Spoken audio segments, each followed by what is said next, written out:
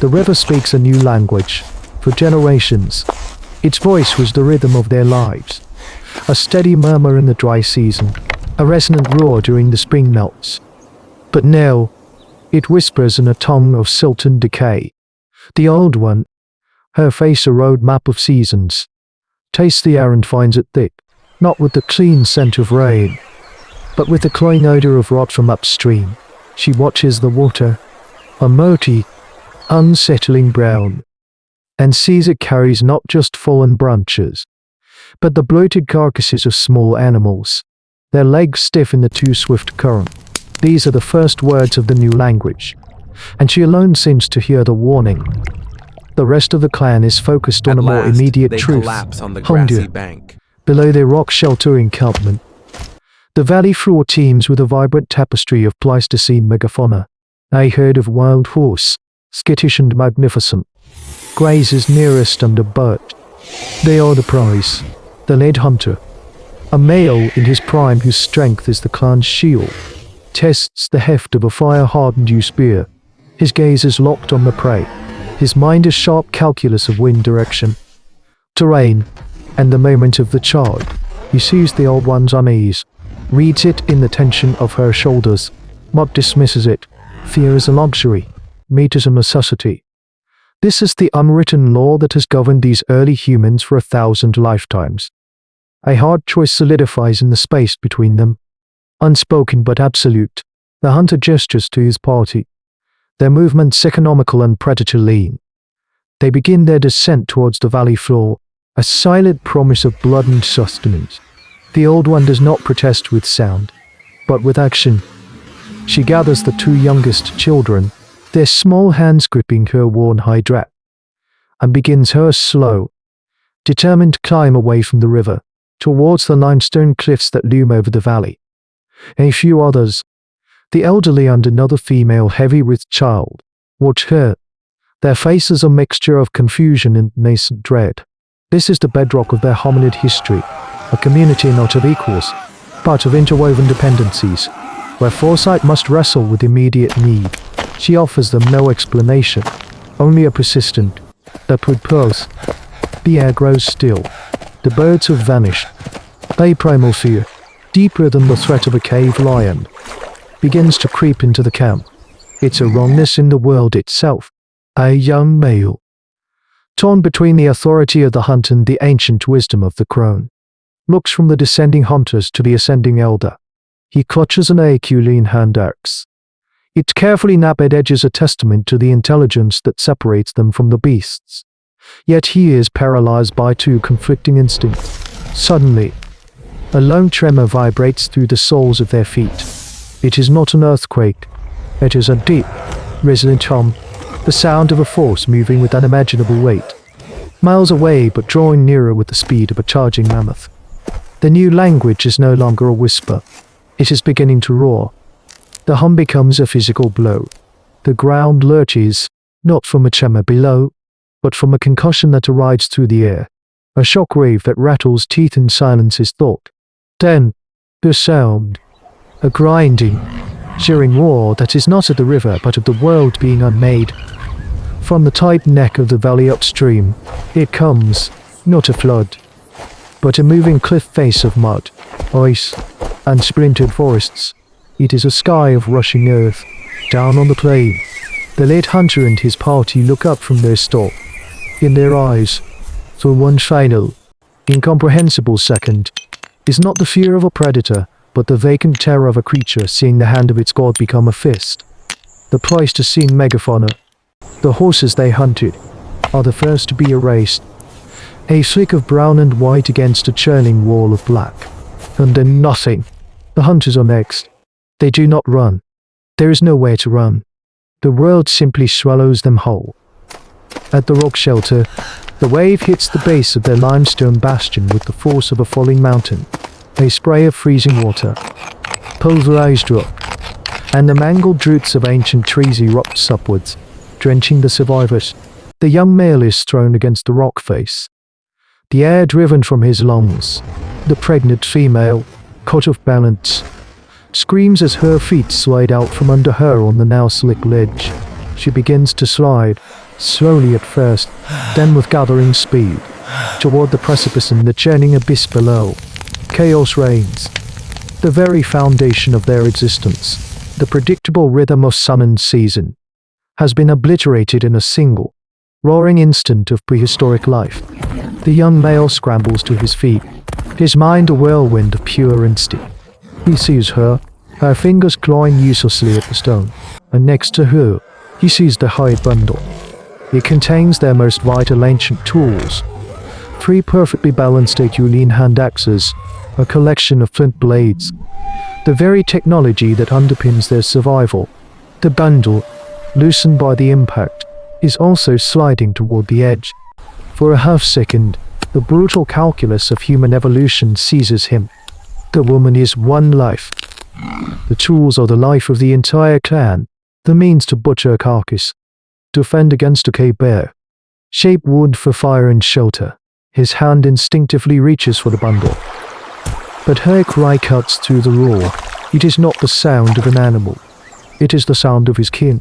He sees the terror in her eyes, a reflection of his own, and the cold logic shatters. In a single, explosive movement that defies the rational mind, he lunges past the tools.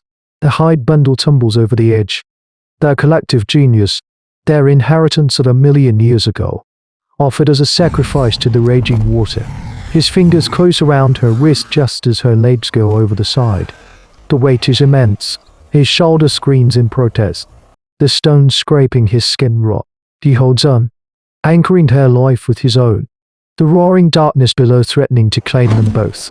Higher up the cliff, the old one and the children can only watch, witnesses to an act of altruism that costs a future they may no longer have the tools to build.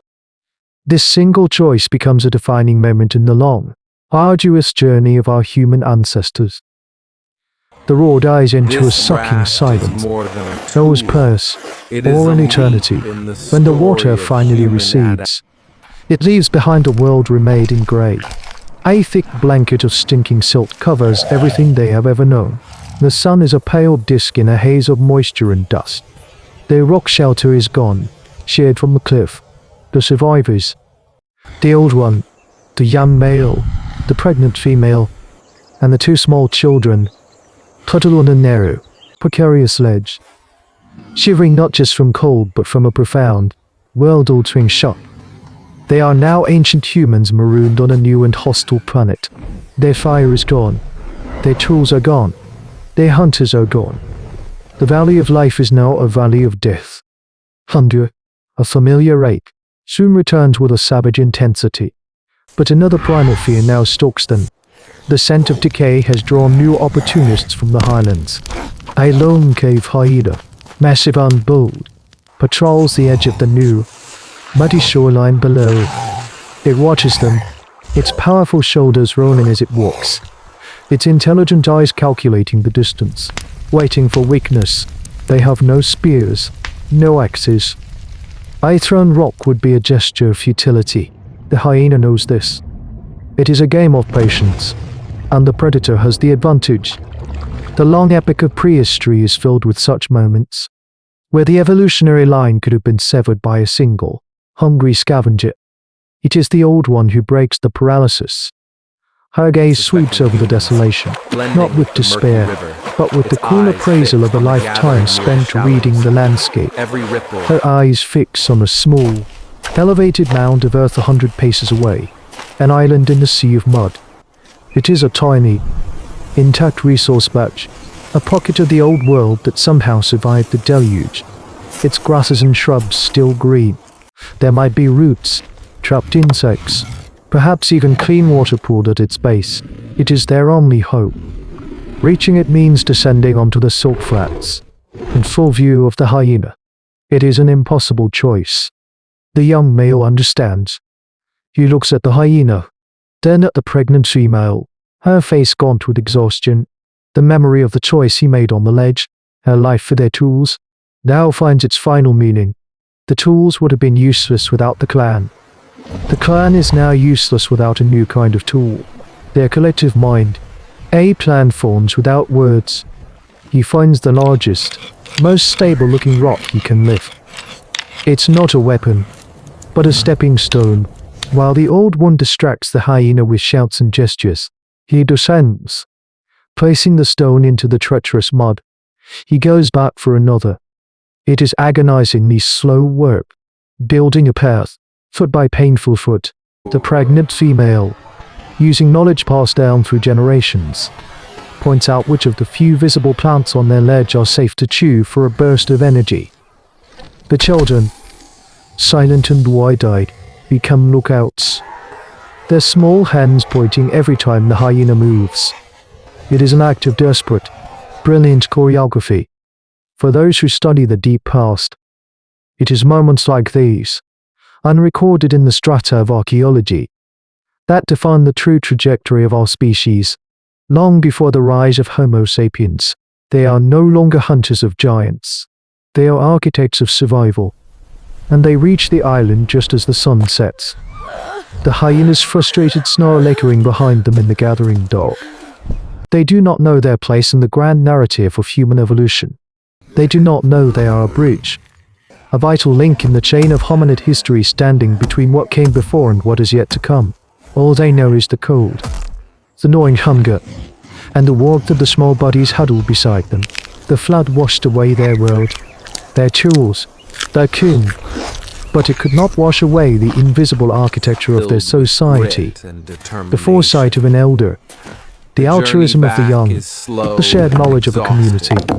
On that small patch of earth, surrounded by a world of silt and death, they rediscover the one tool that can never be lost: each other. What we see here, in this raw moment of survival, is the very essence of the human experiment.